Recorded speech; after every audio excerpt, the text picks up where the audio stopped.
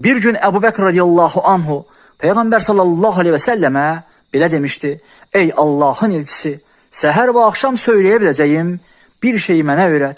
Peygamber sallallahu aleyhi ve sellem de belə buyurdu: De ki, göyləri ve yeri yaradan, qeybdə və aşkarda olanı bilen Allah'ım, her şeyin Rəbbi ve hükümdarı, şahidlik edirəm ki, səndən başqa ibadətə layiq olan heç bir məbud yoxdur.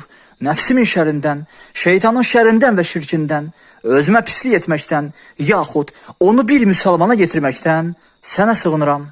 اللهم عالم الغيب والشهادة فاطر السماوات والأرض رب كل شيء ومليكه أشهد أن لا إله إلا أنت أعوذ بك من شر نفسي ومن شر الشيطان وشركه وأن أقترف على نفسي سوءا أو أجره إلى مسلم.